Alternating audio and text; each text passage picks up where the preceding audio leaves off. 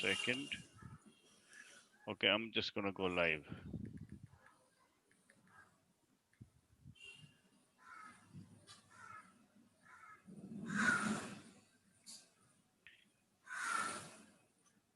And we are live. And of welcome to another session of the DQ Labs Industry E-Meet. Today we have a fantastic personality here. His name is Siddhant Shah, and he's going to talk about inclusive design. All right. So it's an interesting uh, topic. It's an interesting topic that he's going to be talking about, and we just come down to that in a bit. We'll come down to the session in a bit, but before we start off, I would like to talk a little bit about why this series happens and the significance of it. All right. So DQ Labs or Design Quotient Labs deeply believes that design has the power to make lives of millions of people simple, beautiful, efficient, and memorable. With this belief, the founders of DQ Lab, Sean Disa and Umesh Kumar, both alumni of IIT Delhi, um, have embarked on a journey of creating design superheroes. So, in the last 13 years, they've mentored thousands of students, over 12,000 students, to dreaming and achieving those dreams in design. So they've got into various careers like architecture, design, and fashion. And the reason why we're having these kind of talks is to create that awareness, because a lot of aspiring design students and their parents are unaware of creative professions and hence have a lot of questions. So to bridge this gap, what we do is we every week we invite a very significant designer or a creative professional from, possibly a field of design or fashion or architecture, and they talk us through their journey as a designer, right?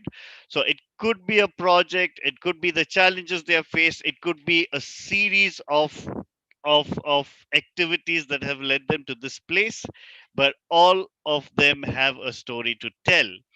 And Siddhant Shah is one of those bright young personalities. He's one of India's youngest national award-winning designers. So his passion for inclusivity has taken him through tackling every challenge in creating powerful design solutions, specifically with focus to the disabled community across the world. He's a TEDx speaker. He's done a lot of TED Talks, an educationist, inclusive arts based therapist, and his design organization, which is called Access for All, has been awarded the Microsoft Equal Opportunities Award. Siddhant holds a master's degree in heritage management, accessibility audit, and culture from the University of Kent in the UK. So he's blending his passion for inclusivity and his passion for heritage and culture and bringing it together in preserving a lot of the exhibition spaces and the culture of of each country and city. So it's amazing to have you here, Siddhant. Thank you so much for taking the time out to join us. Thank you. Right. So yes. So Siddhant, just wanted to uh, have a small chat with you before we start. So what really is inclusivity? So, just as a question for everyone, like one thing that we all talk about is inclusive design, accessible design, or universal design. It is actually speaking something that we design for all, right? A simple thing like even like the thing that I'm wearing right now, the pair of glasses, we take it as such a common thing like, oh, it's just glasses, but nobody stops to pause for a second to think about that your glasses are equal to a wheelchair, right? It's the same thing. You can't see clearly, you can't see properly, you need a device to help you with that. The same thing, you have issues and challenges with mobility, You need a device to move you from one place to another. And I think at that point is when you start realizing that this is actually inclusive design, where it brings you in, like it gets everyone to use it. And that's one of the powers of design, that it really changes attitude. Like when you ask somebody like who's wearing specs, and then you just ask them a question that, and this is for everyone listening to me, just ask a question to yourself: would you be okay to be labeled under the tag of a person with disability? And I've asked this question n number of times, and many people just take back. They're like, no, like I'm just wearing glasses. How could I be a person with disability? It's the same thing with design, like if you are able to design something which moves beyond from becoming just an equipment or an aid of accessibility into something that everybody feels comfortable using, I think that is what I would term as inclusive design. Awesome. Uh, so you bring up something interesting of inclusive design, but you also mentioned the term universal design. What do you mean by? Can we get into a little more detail on universal design? What does that mean?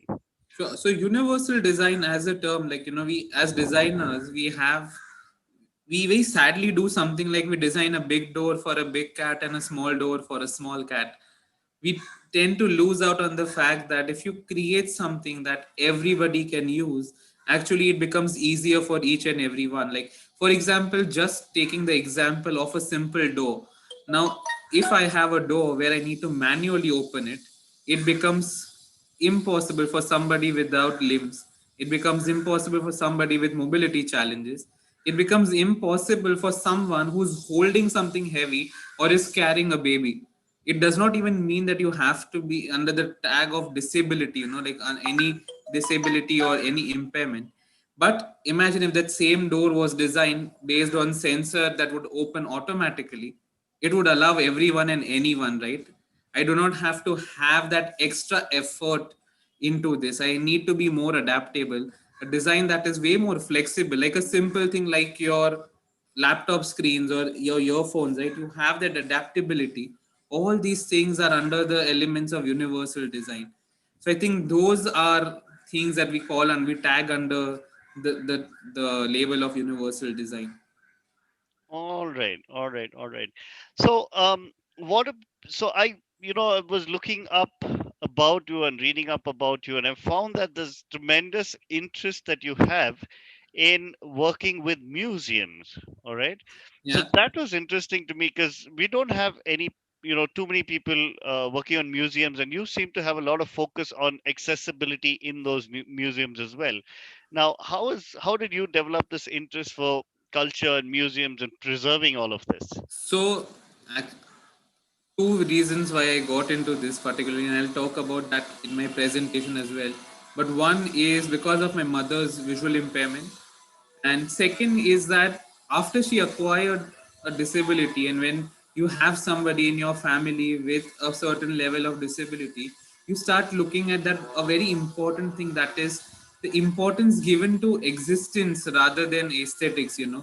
The so the movement, that transition, where aesthetic took the back seat, got me to think about that. Right now she has 30% vision, but what about those who are completely blind, or those who are practically immobile, do not leave their homes, or like they, if they want to even travel somewhere where they need to go through a medium, like they need to make sure that they need to be part of infrastructure, what all would they need? And I think that became one reason to look at that, why aesthetics was not given the priority.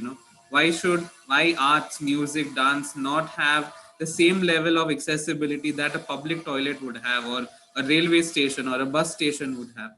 So, on that context, it is very important to understand that even though necessities and your facilities are required, but aesthetics play a very important role in our life. Like, you will see, like, in the last few months, like, so many people have taken to art, like in the lockdown, like, we've reached out to art, music, theater. People are going back to things that they would find a medium of expression.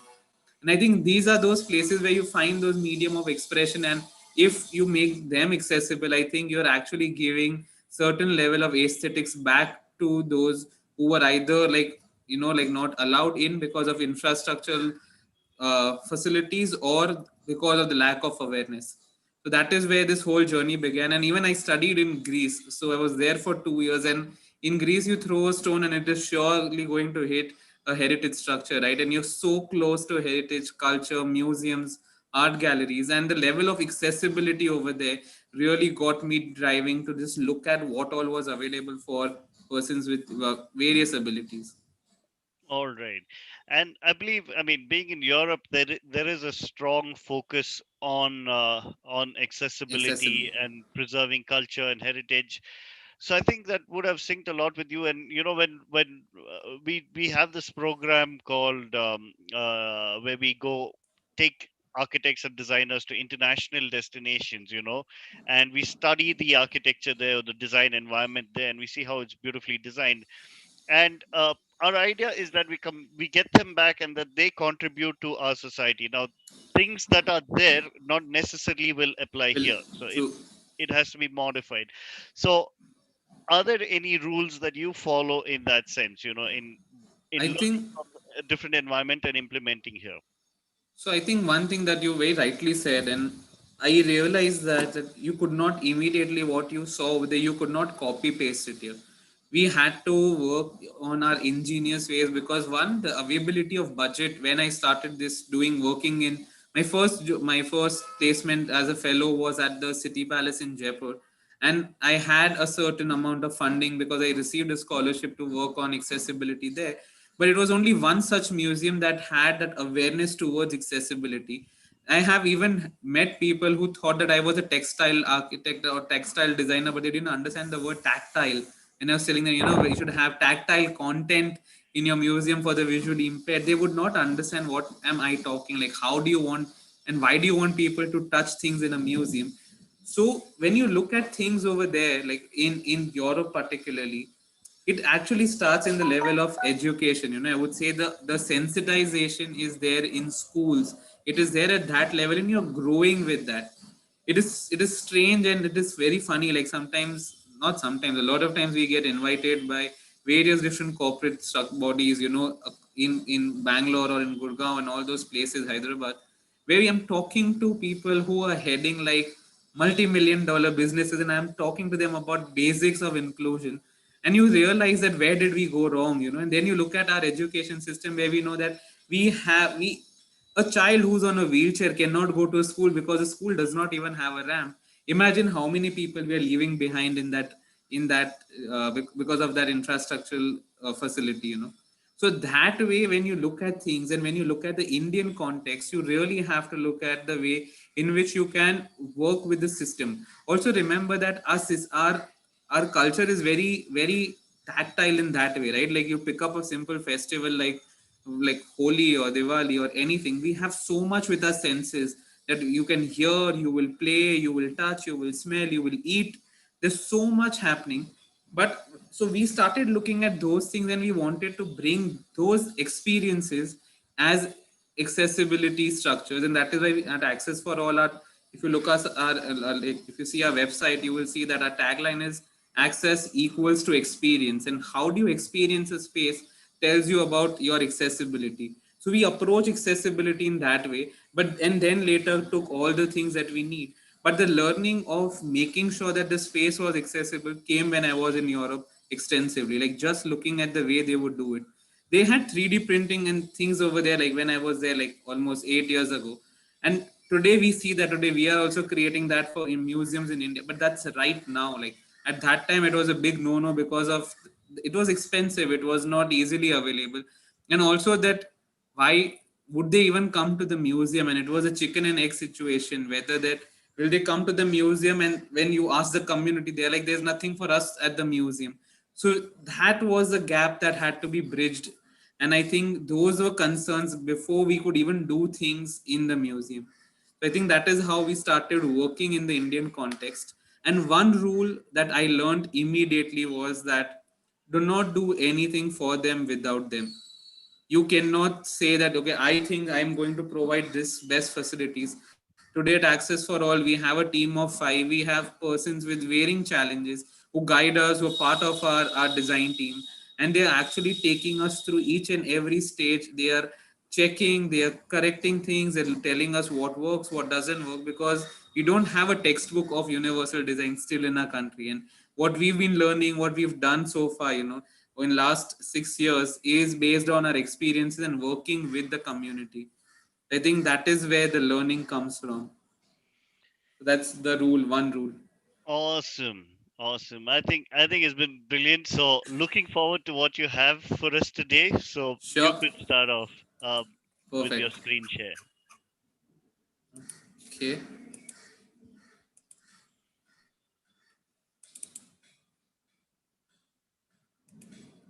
So, since we are talking about design and accessibility, and rather than focusing on disability, one thing that we did always was to focus on the abilities that are there. Like, how can you make sure that rather than focusing on what is not there, focus on what is available and make it accessible for everyone.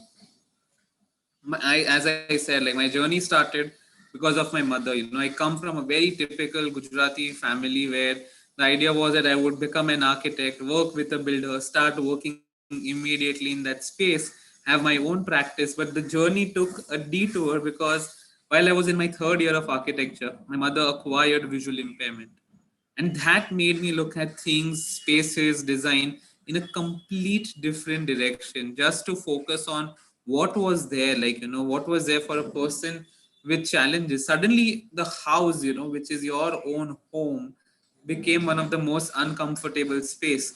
So that's where the journey began. And another one was where I worked together with two friends of mine, Jay and Siddhi, on a project to make World Heritage sites in India disabled friendly. And when we won that, we actually had the first experience of creating stuff, providing content for persons with various challenges to experience a heritage site.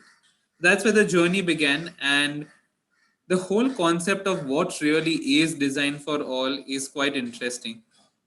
As we spoke about, it is about either universal design or, and what I feel particularly that it equals to, is actually humanizing design. If you think, if you have the right human quotient, forget your intelligent quotient or emotion quotient, if you have the right human quotient in design, you will be able to design anything for anyone and everyone. At Access for All, we've been lucky to design an entire trousseau for a bride on a wheelchair, to even designing wheelchairs for poodles, And it's been a great journey because we've been doing so much and such interesting work only by the idea of humanizing design and making sure that the design as an element is used as a tool for the betterment of the society. So one of the most important things that we've realized that was missing and that we still feel is missing, and I'll show you with some examples, is the idea of common sense. The second important pillar of universal design is safety. You have to think about the safety of the person. You have to make sure that the person is safe while they are using your products or engaging with them.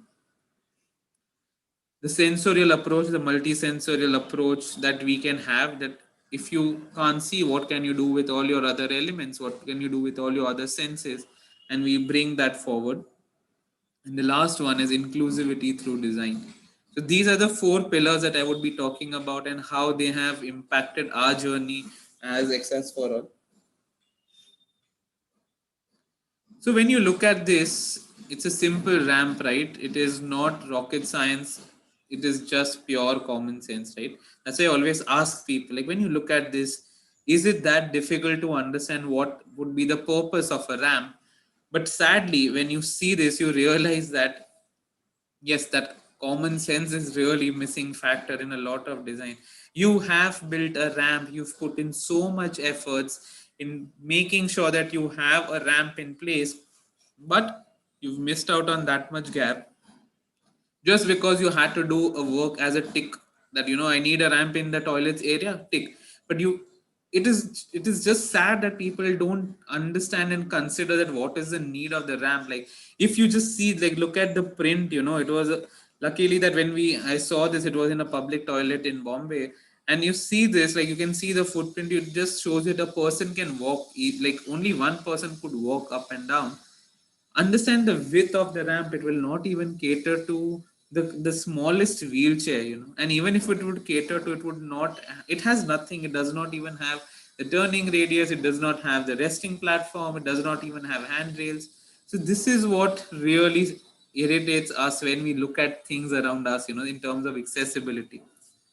Another classic example of that, where do we miss out, and as designers, the idea that attention to detail is really important. And this is a very funny story where we've been auditing this place and we came across this ramp and we asked the contractor that, what have you done to this ramp, and why have you made a step right in front of the ramp? And he said that he was actually asked to create a stepped ramp, not understanding that a stepped ramp would mean that you have the landing over the raise of the ramp, the landing area, and then again the raise.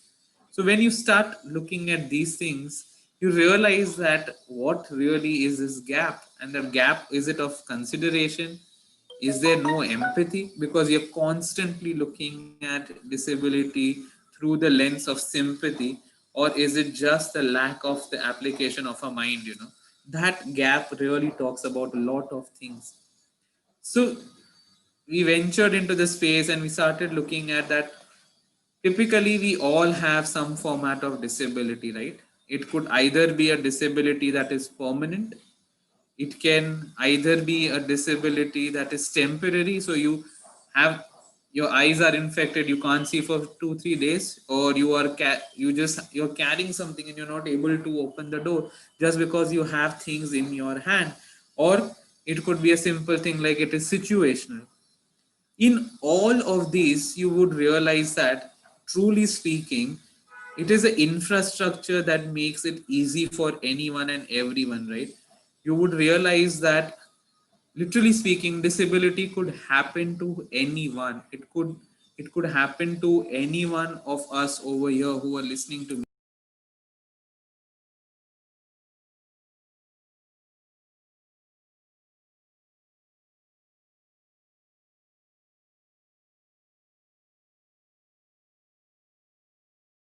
Yeah. In this context, when we talk about various types of disability, the content is about permanent, temporary, or situational. How do you provide the right infrastructural input to it? That is what is important, and that is what we started working on. I got to know of, and I started looking at inclusivity and the infrastructure towards accessibility when I was in Greece. And I realized that how a small thing like Google Translate made my life simpler when I was there. When I was there for 2 years and I didn't speak a word of Greek. It was literally Greek and it was Greek for me. And when I was over there, like, if you wanted to even ask for basic facilities or you wanted to go from one place to another, this became my source. Like, this became my support system. And just the way it would translate, and it would help me get from one place to another. All these things made me realize that design is the key to making sure that life moves easily and in an inclusive manner. Excuse me. So typically when we look at a ramp, for whom have we designed the ramp?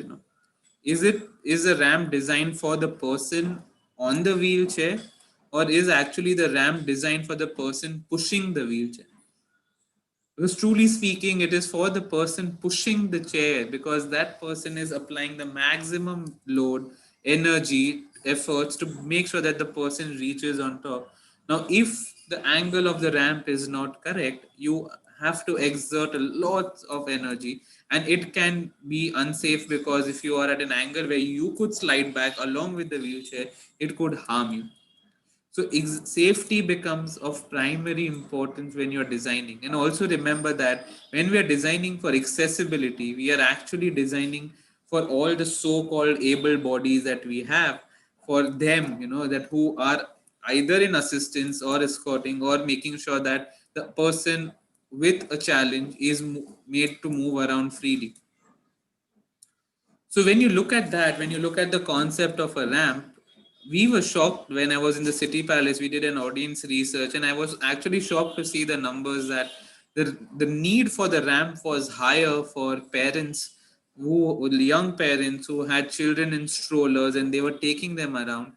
they needed this the most. Like this was like a boon for them, because otherwise if they were traveling and if they were going around anywhere, like a place like either a city palace or an Amir fort, where they would constantly be lifting the kid, putting the stroller down, moving to on one level again, they are just in that circus of lifting, holding the baby, making sure that they just move from one level to another and not experiencing the sight. Is that what somebody would want when they're traveling, when they're out there to have fun? That rather than looking around and enjoying the sight, they are all bothered is that about the safety of the child, as in how they're pushing or taking the stroller around. So that made us realize that this is what really is universal design, that you're not actually designing only for a type of use, it is just that we visually or in mentally we have that notion that a ramp will be used by only a certain type of a person.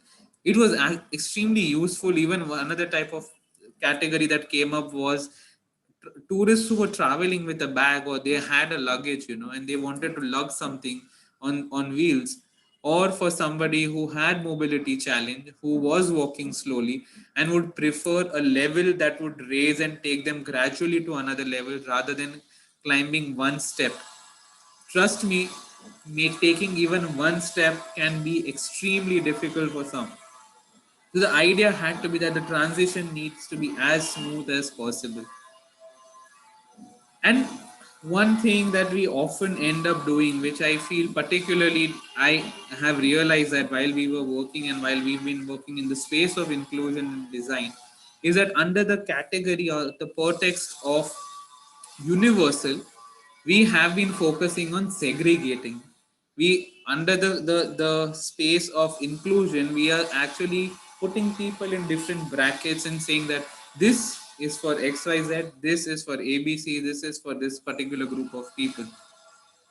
When you look at this, a person who is visually impaired or completely blind can read easily. But if you are escorting that person, you have no clue as to what that person is reading, what is happening over here. And that is where we started looking at one of our first type of the things that we've done, particularly one of the first ones of its kind in India, is to create a tactile braille book with large script font, So it is a braille book, there is large script font. So if you are assisting or you're escorting or you're traveling with a person with blindness, they can actually, when they are reading braille, you can also read what's happening. And while they can touch the images and in read about them through braille, you can also do that while you're looking at it.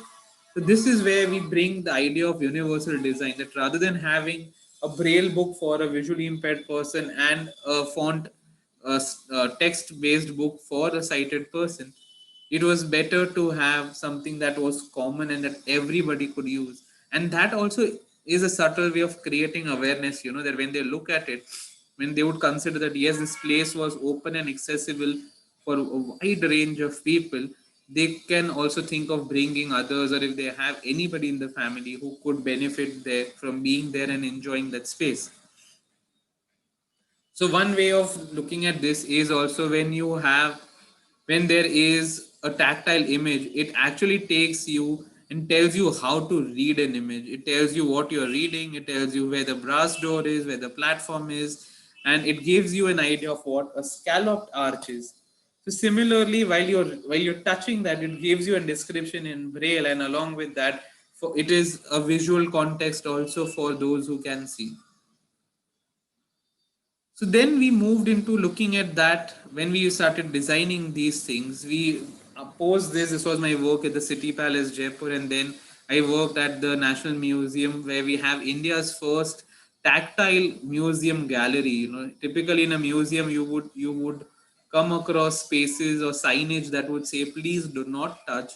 In the National Museum in Delhi, and if you are in Delhi, if anybody's over there, you can actually go to the museum and actually touch artwork. Like you can touch works which are like museum pieces, where to understand what happened, because for somebody like, for example, like my mother, it is important for them to touch and understand and feel and get a sense of what is happening over there. And while that was happening, we started looking at that, why only include, why only touch artworks. And what you see here is our other tactile artworks that we've been creating for various different museums and art galleries.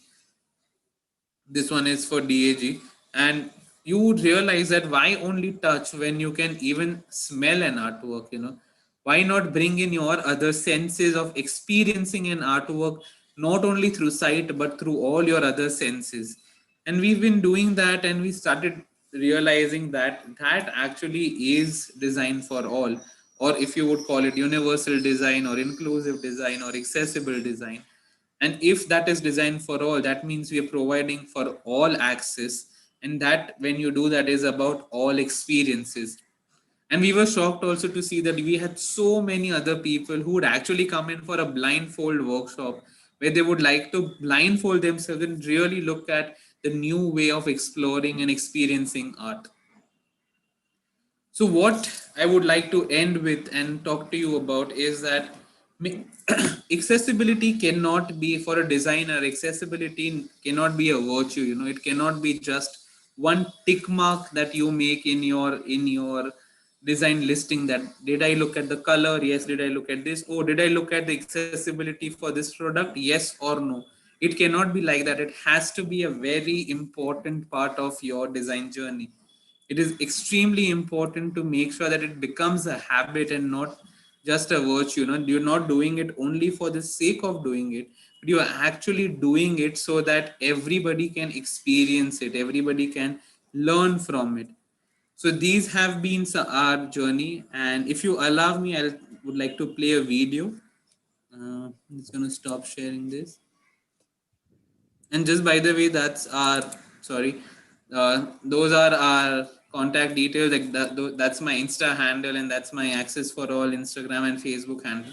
Do connect to us if you ever need anything. Like, we always very happy to talk about design, or even reach out to students and people, like professionals, in the best way possible, and we'll be more than happy to take this discussion forward over there.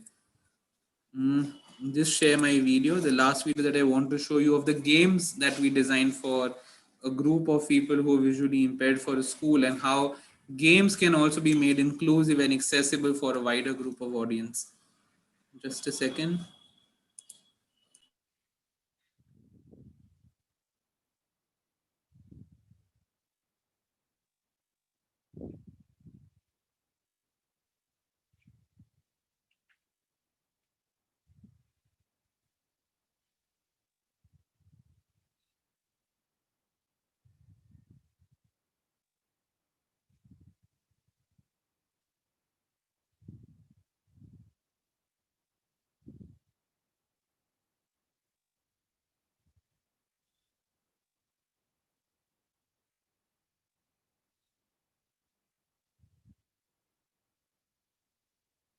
So I think it's very very interesting, because these are things that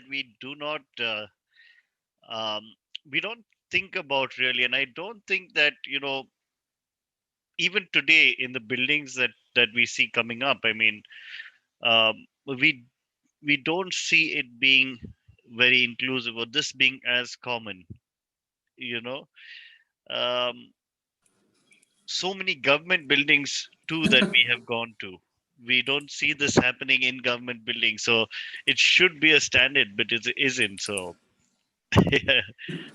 So this is just to show the tactile games that we've created, and how that element of inclusion can literally be brought in through anything.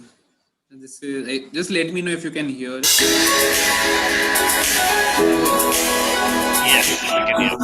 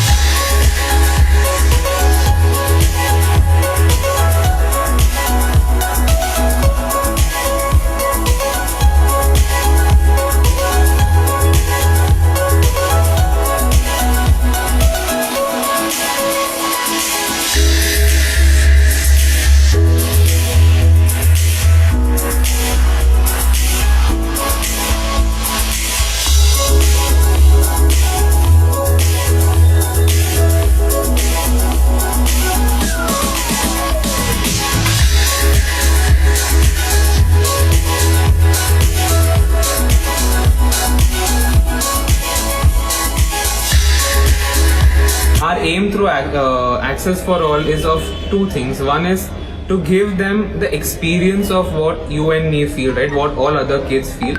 And the second thing is about giving them the right tools to do it. You can't tell a person, okay, ye le lo and play with this. You have to change, you have to design, you have to ideate. There has to be deep creative thinking that goes into the fact that how can this game make an impact in their life, right? What can they learn even from the simple game of snakes and ladder? What can they learn from the simple game of X and Zero?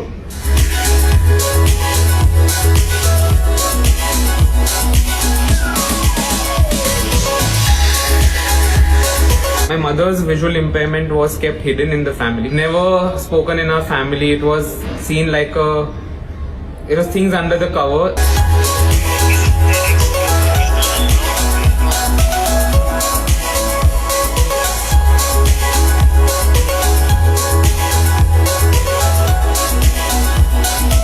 Started making me more eager and started getting me to think about what all can I do in our country and how very simply my mother could also be a part of it, like be part of all our travels and not just sit in one place.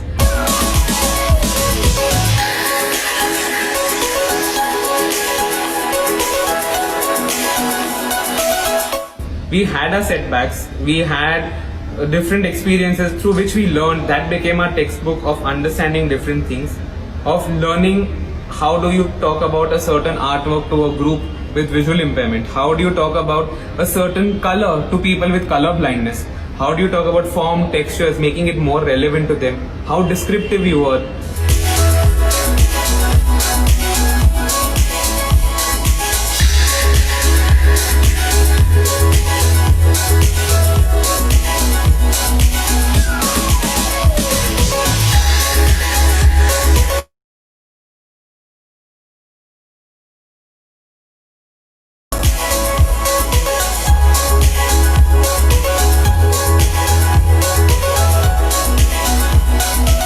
In our team, we have 3 people, 2 with visual impairment and 1 with hearing impairment, so that they give us their inputs.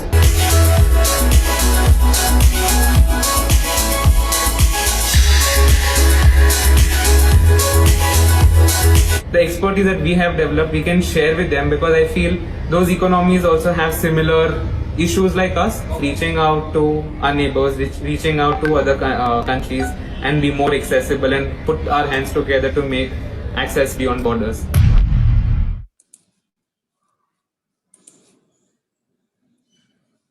So yes, that was what we've been doing, giving you a glimpse of what inclusive design is. And when you look at it, it is only okay. Um, Okay. Hold on. I'm not. Yes.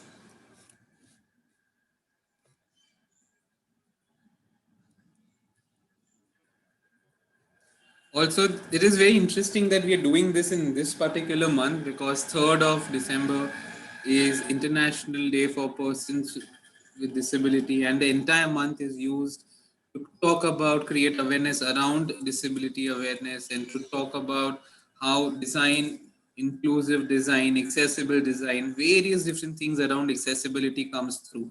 I don't know if you all have seen the new packaging of McDonald's. It has been one of the most trending things since last 2 days. It's called inclusive and eat, all can eat and eat for all, and like various different ways of looking at inclusion and diversity, because we all are different, right? At any given point of time, we all can acquire a form of disability. Dion, can you hear me? Yes, I can hear Yes. you, and thanks for bringing that up because I've seen that happen. Suddenly with my parents as well. When you say a Yeah. disability can come up immediately, I mean it's not just uh, for the True. elderly or who. Anyone, it Yeah, could. yeah. And it is also that it is actually not your or my fault. It is about the way that we infrastructure and things designed around. Yeah, right. Like it could literally.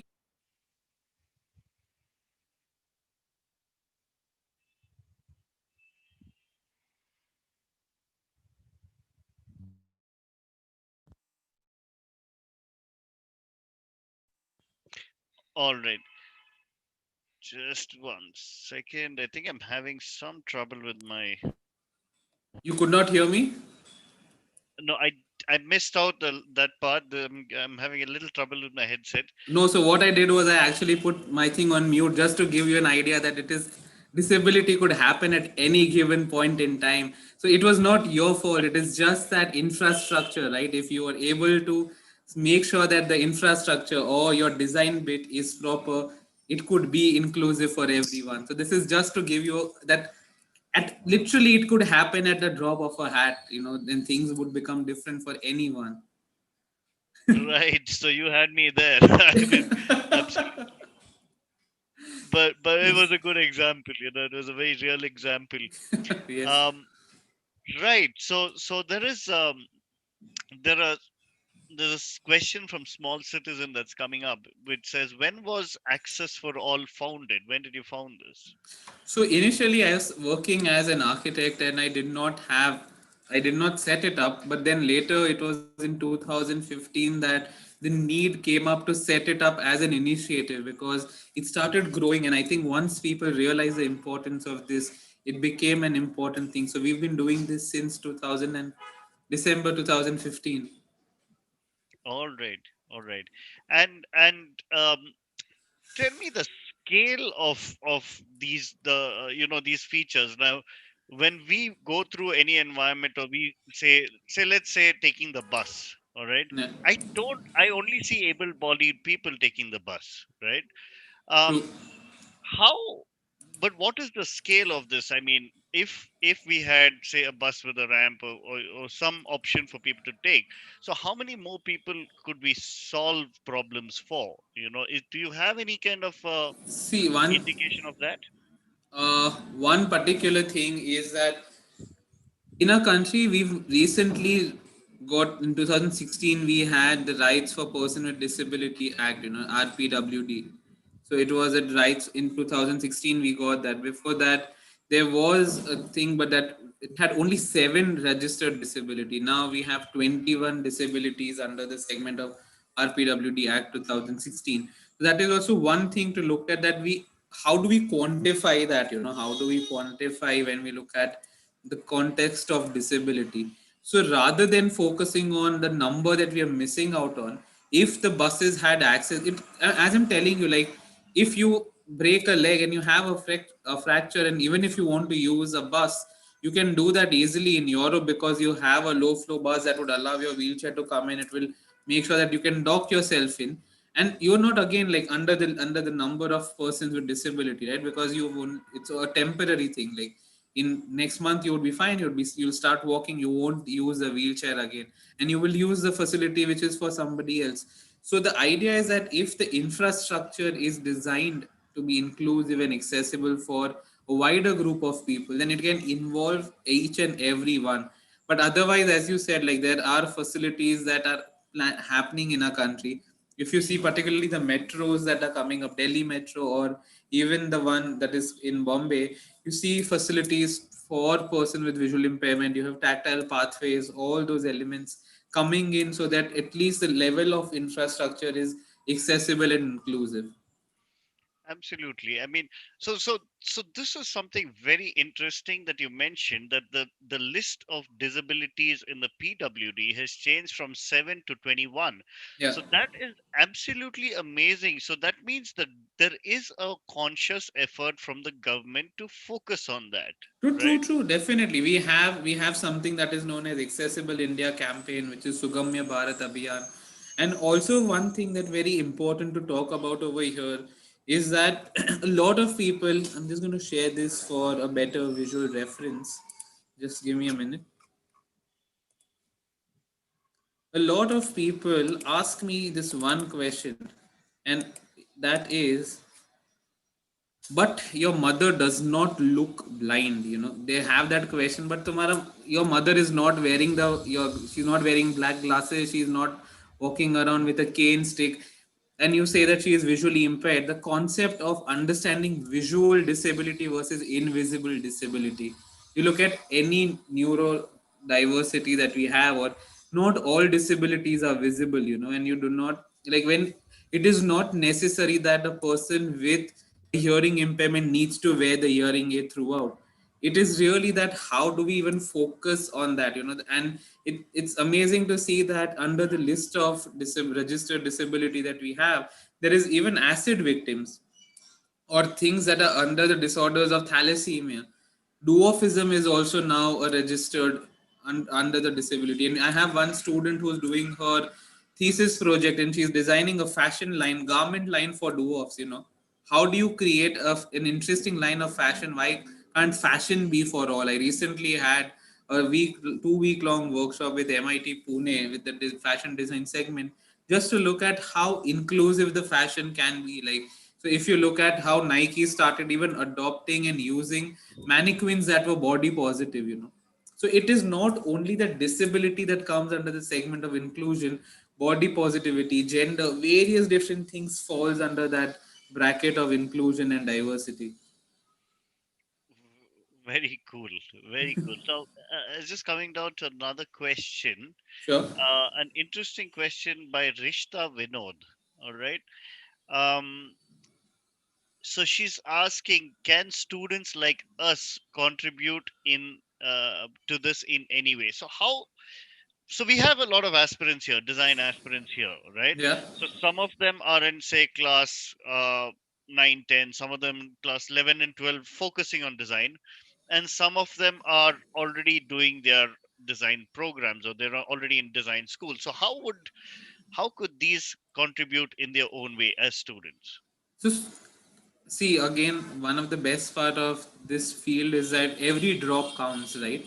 You could start small, like you can just start with creating awareness about what are the different types of disability. Many people don't even know that.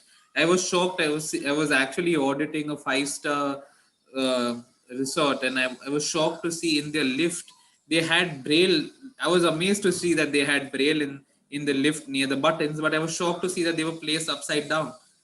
So it just goes to show that the lack of awareness that we have. So as students you can do multiple things. Like, one is to have an inclusive group, and this is for every student, every child listening to me. How many friends do you have, those who identify as persons with varying ability? Do you have friends like that? Have you been interacting? It can't be your one thing that you do on your birthday. You go and visit a school, or you go and meet people in an orphanage, or you need to make sure that it becomes part of your circle. You need to make sure that you have various levels of interactions with them. To give you one small thing, when my mother acquired visual impairment, since that day onwards all our cutlery has become lightweight. We've made sure that the cutlery, basic spoons that we have, we don't have heavy steel spoons, because we realized that it became difficult for her. If it would fall on her, it would hurt her. Like, even if the fork that she was using would not be very sharp. So all these are the things, and those things come to you when you interact with persons with varying abilities. Volunteer. There are so much scope to volunteer, and when you, as designers, I would suggest volunteer in various different things. Meet people who are working in a certain level of economics level. Volunteer to work with children with disability. Volunteer to work with senior citizens. You will get to learn so much, that how does one hold on to a simple thing, like even a glass that is there. How would you hold, how the grip would work, or what is the maximum weight. I remember one of my professors, Professor Anand Pandit from architecture. He made us hold a brick for 3 minutes one day in my first year of architecture, just to teach to us that, like, that brick was designed actually so that anybody could hold it with their one hand and place it. So it is not very heavy, it is not very light, and all those things you start learning when you interact with people. So don't miss out on those opportunities. And those who are young, like design aspirants, if you are in your first year or second year, don't use the concept of disability access in your design as a topping, to get good marks. That, oh, I have thought of a ramp and I will now my and I take a lot of reviews and I go to a lot of design colleges, and it is sad to see that students are actually using that to get some good brownie points. That, array, look at this design, but this student also thought for persons with disability. Don't do that. Make it a part of your design. You do not need to segregate people by creating something separate for them. The true essence of inclusion lies in making sure that everybody enjoys that space together as one. Amazing. You know, incidentally, the students of DQ Labs, once in a way, we've tied up with an organization called Mhm. Designathon, and they, a couple of times a year, what they do is they bring a lot of NGOs together, because NGOs need design solutions and they really can't afford that. So what happens is this designathon organization brings a lot of designers to work for these NGOs for free. And these NGOs could be from various backgrounds or working in different areas, including, say, animals, animal protection, or disabled children, or orphanages, or senior citizens, whatever, all these things. And it really gives an opportunity for those designers to work for free for NGOs. True. And students of DQ Labs participate in this forum as well, where they work with actual designers to give um, real solutions to NGOs. So that is another Mhm. area, Rishta, which you can participate in. I think that would be a great platform, which would probably help. Hope it answers True, your question. definitely. And if anybody you want to reach out to us, as I said, like DM us, like we're just like a DM away, like it's access for all 12 or Shah Siddhant 12. And we've had, like, as Dion is talking about students, we've had n number of college students with whom we're working. Like a simple thing is to even organize a lecture. If you want us to come and talk, it is the first step is awareness. It is about making sure that you have that level of awareness in this segment of design or in this space also, that what is the need, and how as a designer you can help fulfill that need. So that is also very important. All right. Coming, coming down to what you just said about awareness, I think awareness is the key factor here, because we're clueless of what's happening. How are you trying? I mean, what are the avenues that you take for your organization to create this awareness and spread this word around? So we've reached, see, like one, of course, is social media. We're constantly uploading, putting up content to give idea about what's happening in the society. And second is like a constant interaction, working with students, working with various different colleges. So I teach also, right? So visiting faculty with IIAD, ISD. I have been taking up even designing curriculums around design and disability for various different design colleges. We've even lectured in places like IIT Kharagpur, IIT Guwahati for their looking with the faculty of design, looking at how inclusion could be brought right at the beginning of it. And individually, through Access for All, we work extensively with schools because we realize that it is that important age to make sure that you create awareness about inclusion, about diversity in schools, so that when we have a generation, a young generation who is way more empathetic and not sympathetic towards these causes, and they look at it in a very smart way. They look at it in, like, for example, one of the interesting thing that's happening right now is, with particularly with corporates, is to look at inclusive supply chains. To not, it is not that they would only hire persons with various challenges, but even try to support suppliers, manufacturers, retailers who identify as persons with disability, or they are war veterans, all those elements, to make sure that the entire chain is inclusive and successful. And I think that is what we are also doing.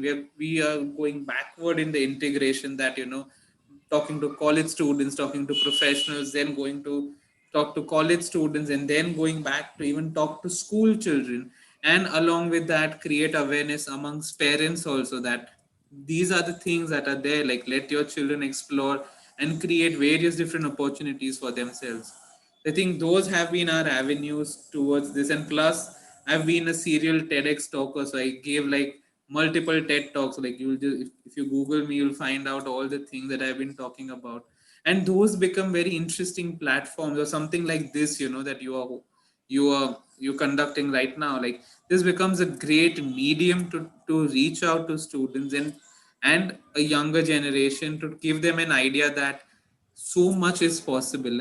And also, I think this is what you did is actually very good. And through this thing, these kind of initiatives, one myth that is broken is that disability is always associated with charity. A lot of people ask us, that is access for all your real work or this is your social work? And it really, I have to, like, I got married 2 years ago and my father-in-law still thinks that, are you working or you are just doing social work? So it is, that is the mindset, and that is where awareness is very important, that even in a space like this you need a professional approach. It can't only be that it is charity based, that thoda kuch kar diya and khatam. You need to make sure that there is a sustainable development that happens in this place. You need to have that constant touch with the school or children, because we even conduct REM sessions for children with learning disability. We have Access for All has counselor services that we provide, and we've realized that it is very important to have a constant efforts that happen in this space. Right. Okay. 1 second. So that's that's cool. Um. Right. So, question from Umesh. Umesh is saying, could you please share the list of 21 disabilities listed by the government? Where can we find this list? Because it's very interesting. Just Google RPWD Act. RPWD Act, is it? Yes, RPWD Act 2016. So that's the one. 2016. Yeah, yeah. Or even if you on our Access for All page also, you'll find content and data about that, about this creating awareness. So Okay, okay. So I'm gonna just post that link on the YouTube channel. sure. Okay. And Niharika KV is asking, if India becomes a completely inclusive country for all, what are the changes we'll notice in our everyday life? I like this question because it's not just This physical is changes that we see, but even emotional changes, isn't it? one simple question. Niharika, right? Her name? Yeah, yes. Yes. The day you don't have a separate glass for your domestic help, that would be the change that you've made when complete India is accessible, and inclusive. The day you are ready to share your glass of water, your utensils with your domestic help, with anybody who's come in from outside, with your watchman, I think that is the day when we can say that we've become truly inclusive.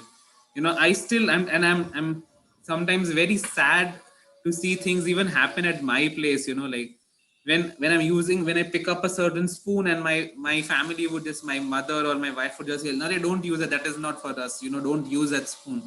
That us and them, when we break that us and them, I think that is when we start becoming way more inclusive. And as I said, the experience needs to become better for anyone and everyone. When they're able to go around freely without judgment, the social stigma associated with disability is huge. Like when my mother acquired visual impairment, and when so her eyes have become cockeyed, she has, so because of that, like because of the displacement, a lot of people would stare at her and ask her, what happened to you? That constant questioning, the reason to know what is wrong with you and why did that happen to you, and to sympathize with you, the day those kind of things break away, I think that is when we would have an inclusive country where we do not, rather than asking them and pinpointing stuff, it would be that what could we do to make sure that you have a better experience. These are the things that would make sure that we have an inclusive society, rather than focusing on, oh, you have this disability or you have this disability given, but what are the things that you can do. Like just look at an auditorium next to you. If you are in a wheelchair, can you go to an auditorium and watch a movie? God forbid that anybody have a fracture and you can't move, but and you want to go out and experience, can you go easily into an auditorium, sit right next to your family members and watch a movie? There are multiple things to focus on, and look at when we think. And particularly one thing that we feel, that at Access for All, and we talk to a lot of our clients, we tell them that we do not focus on holistic inclusion, because we feel that that is still a myth, because it has to be incremental. You can't decide that one day we will come and make everything inclusive. It has to be something where you start small and you grow bigger and bigger based on the feedback, because what I am suggesting may not work for you, even though it may be better for you, but it may be something that you don't want. So having that independence of selecting the services, that is what is important.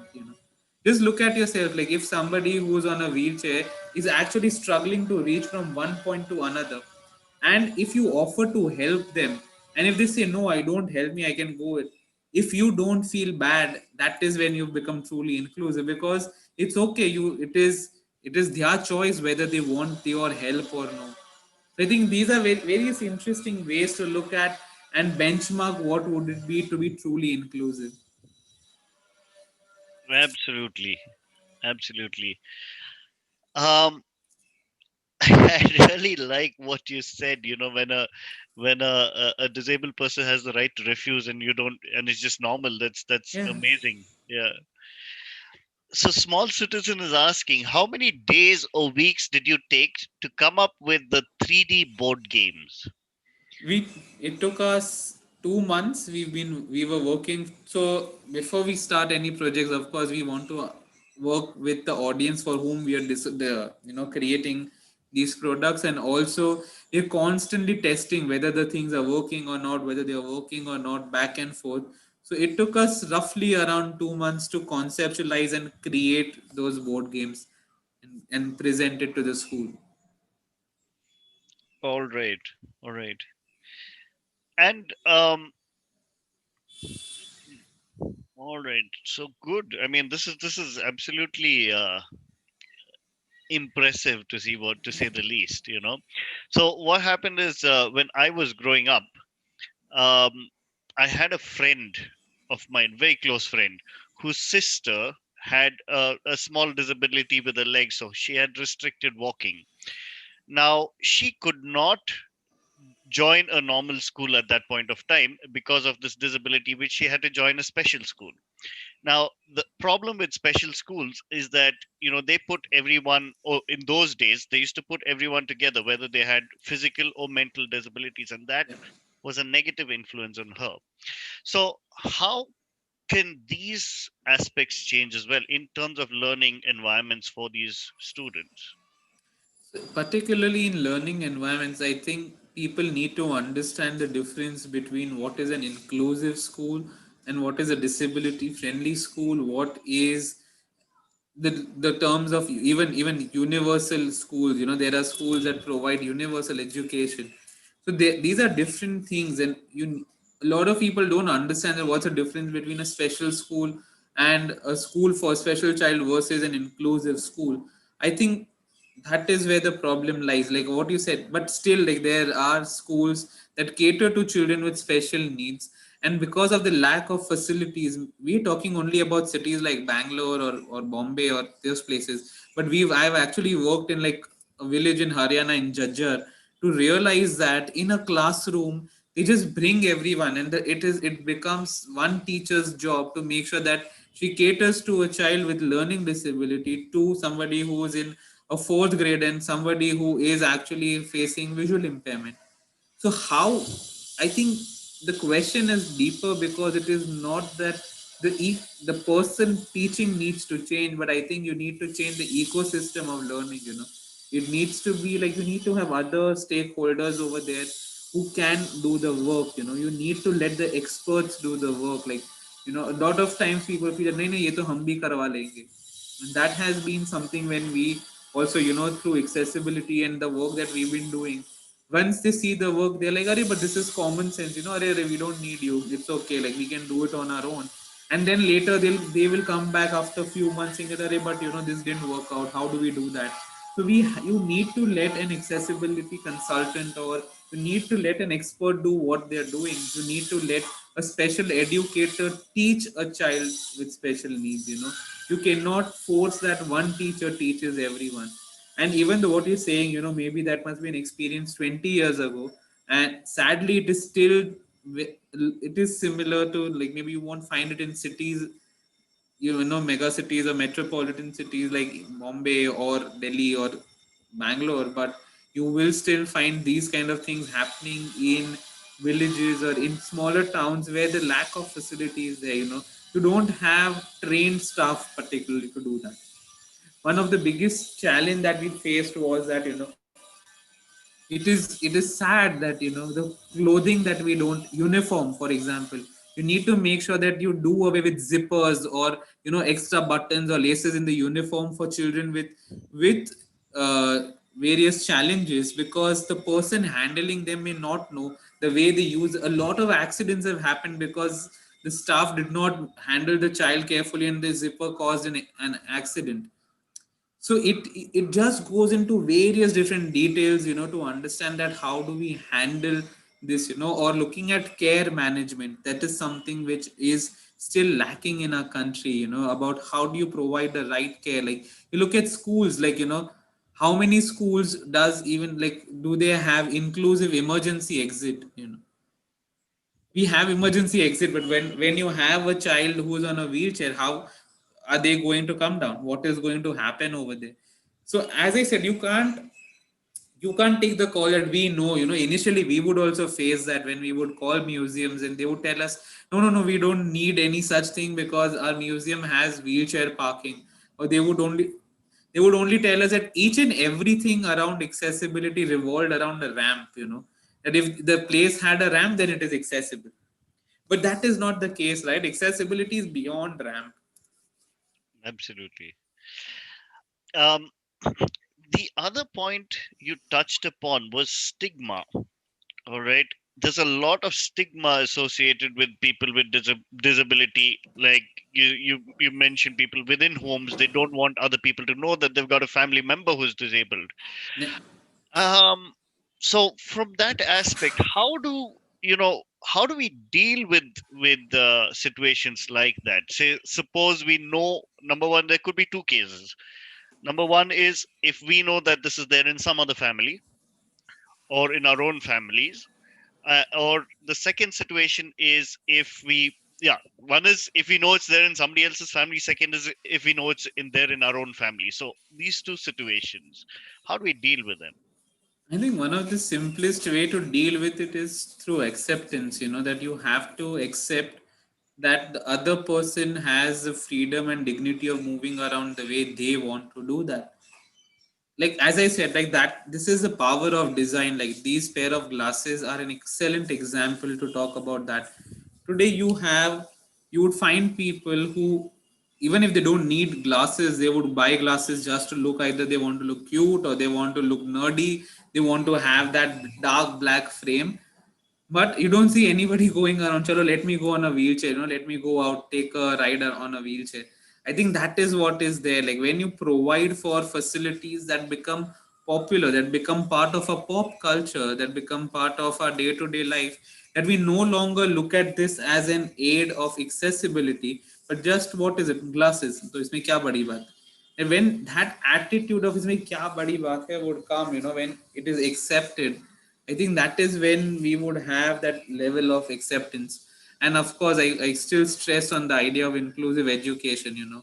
That is where you start having, that is when you start realizing that it is okay, that it is part of life, it is something that you've grown up with and people around you, that it is completely fine and it is not that difficult to accept a person with a challenge or a disability. All right, all right. Um, so I'm gonna. Okay, so there's a question from small citizen who's asking, what are you planning on doing in the future? Where do you see yourself taking the organization Access for All?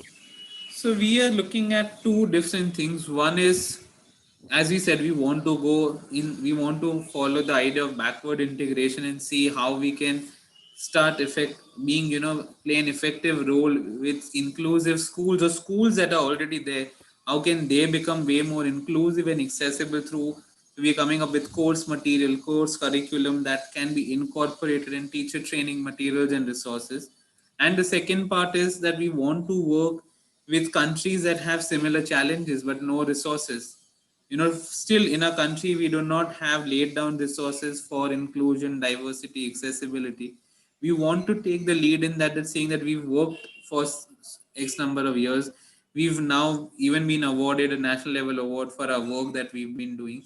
Now it's time to make sure that the technology or the knowledge that we have, we want to take it out to others, So we are now in touch with people from various different places in Africa, from countries like Rwanda or like Ghana, and want to soon going to have these cultural tie-ups so that the know-how that we have here can be used over there. Like, why should somebody else spend that time and not reinvent the wheel again and over again?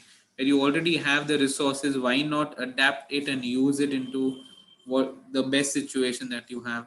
I think these are the things that we see, around 2025 ourselves to be working in these spaces.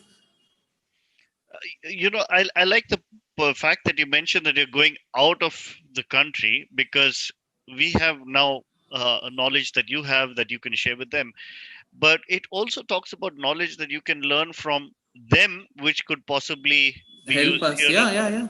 True, true, true. You cannot, I cannot, as you, the first question that you started with, we cannot directly just ape the West and see what's happening there, copy paste it. We will have to make sure that it caters to our situation. It will always have to be adaptive. Even if anything that we learn from a country like even Nepal, we would have to, no matter what, adapt it to our setting. It may not work 100% by just lifting a model and using it in our country. Right, absolutely. Okay. Um, so Niharika's asking, how do you come up with ideas for inclusive design, and what is the process of making these solutions or products? Um, Initially we would come up with ideas, but I guess now after the when people look at you, when people know that these things are possible, they come and tell us that this is what is a requirement, and we have been catering to it. Like, so for example, there was a, a tournament that was happening in a corporate hub in Bangalore, only in this organization. And for the first time they realized that everybody participates. We have winners who are persons from various disabilities, people, like it could be just anyone. So they made sure that the trophies were designed to have Braille on it, so your name and your name would be in Braille and in English language, like in text. So it just goes that sometimes they would tell you what they want, and sometimes you suggest that these are the things that you can do. So, it is just that even though a person who's completely blind and uses Braille, when they get a trophy, they don't even feel that excitement because they can't read the name. But then suddenly, when you can read your name on the trophy with Braille, you have a certain sense of achievement and pride, which I think nobody can explain. It is just seen on the smile that they have on their face. So I think like those are the ways in which we've been approached most of the times. As I said, we designed an entire trousseau for a bride who was on a wheelchair, and just 3 months before her wedding, she had a terrible accident, and it was sure that she would be on wheelchair for at least next couple of years. And things changed suddenly. Like, we worked with a fashion designer, we got in together to help the fashion designer understand, and all the trousseau that she had was readapted for her to wear easily on a wheelchair. So just, like, I cannot think that, I'm going to produce that and keep it ready. But then there are others too, as I said, like a student who's doing a thesis with me. She's designing, trying to work on a line of apparel for dwarfs. How do you design for dwarfism? How do you design for that concept? Because for the longest time, if they need something, they would either go to the children's section and buy that, or they would have to get it stitched. Why not have fashionable wear? Because fashion works on your confidence. It makes you feel really, really confident the way you dress up. Then she's actually working on a line where they can go and dress up in a certain way and not actually need to go to the children's section to buy things that they would need. So those are the things that, so these are the ways and approaches through which we make sure that design is pushed in a direction of inclusive design. Okay, cool. Um, there's a question from Sangeeta Rajni. So she says that the government provides concessions to children with disabilities, but most schools are unaware and not willing to understand. Is there anything that you are doing to, your organization is doing to increase this awareness? So we are doing that, and I think it is not that the schools are not aware. It is just that, see, particularly in the space of disability, nobody wants to turn a cold shoulder, right? I personally believe that nobody is bad. Nobody wants to be bad. It is just that they're scared. They don't know. Nobody wants to take the onus of that. If something goes wrong, then what? What happens to that child? It is just that availability of resources needs to be there. So if I know that, like in case of an emergency, we would have a doctor on site to just take care of any medical emergency, or in case of any neurodiversity based disorder, or if you have a certain change in the behavior, you would have a psychologist at your call in school, that you have, or a counselor who's available and would help assist with the child. Then I'm sure the school will be ready to do that. But so rather, the problem that we have realized is that the school needs some guidance as to what all can be done, and post that they are very happy to make sure that those changes are done. Also, the second thing is that there is this myth around that if we have to make things inclusive and accessible, it is an expensive thing, it is an expensive task, it is an added burden or an added expenditure on the organization, to make ramps and braille and make sure, invest in adaptive resources. But people don't realize that that is your one time investment. Imagine the number of people you're opening out to when you have your space that is inclusive and accessible. It is literally an untapped audience, and it is an audience that is longing for things. It is not. So a very interesting thing happened when we made these games, and we were providing these games for that school. One of the parent was there. She also was visually impaired, and she comes from a brilliant family, quite affluent. The mother and child, they both are visually impaired, and the mother was saying that so many times people come and ask us, please let us know if you need any help. We all, that association of charity with the person coming from a lower economic background, is again another myth that needs to be broken. And that is why we always say that disability and charity are not the same thing, and disability is not always charity. It is just an experience of living life. It is just that. All right, all right. So think I think it's been a brilliant session, Siddhant. I'm not seeing any more questions coming Perfect. in, but I think it was a very enlightening session and eye-opening, and we would love to work with you For and sure, your definitely. organization. We'll see how we can get our kids involved with Access for All, For uh, sure. at least on a lighter level, and at least it opens their eyes, and we do our bit for inclusion. Surely. All right. Uh, Thank you. Siddhant, it's been a brilliant, brilliant conversation. Thank you so much for taking the time out, and we wish you all the best Thank you. for Thank you so much. your endeavor. Thank you, Dion. And I think, like, something like this, it's really interesting. I would again like to thank you for doing this, that to expose students, parents, children to that there are multiple things that you can do through design. It is not only that one, two, three things that you can do. It is just that if you let chance happen to you, and if you start looking at things around you, I think there are multiple things that you can do. And as I said, like, feel free to reach out to us. We are always there. That's again, I'm just sharing this so that, oops, and the last slide. Let us know if you need anything, any way that we could be of help to you. We'll be more than happy to help you out on that. Absolutely. And I think, one message to parents and students here is that, that came out of this is that there are opportunities, because like you mentioned, uh, Yeah, specifically for the creative students who are aspirants, the aspirants of design, that even if they get into this, there is money in this, they can make a profession and a career out of it. um, because I think that's another thing that's at the back of people's minds, like, can I actually make money out of it money doing out. this? And True. it looks like it's possible, and looks like the government is supporting that, and And there's a it is lot. always like when we began, like there was nothing. But so if somebody needs to start, right? And You may start small, but if you have that conviction, I think it really helps. And this is even like, if parents are listening, like, give them at least a year or two to prove what they want to do. And I think I'm really blessed that my parents actually didn't force me immediately to start working, because for the first year I was only working or as a volunteer. We were volunteering with different museums, with different art galleries, to tell them that what was possible, what could be done, what are the things that we could do for them.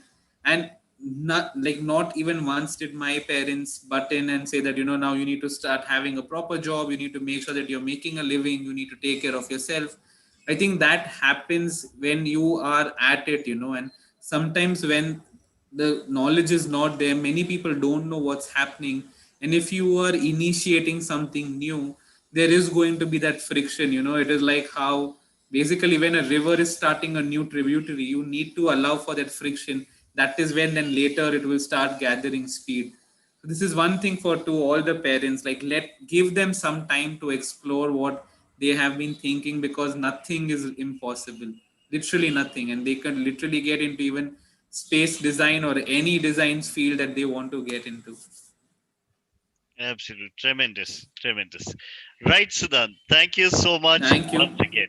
All Thank right. you. Take care. Bye. Bye.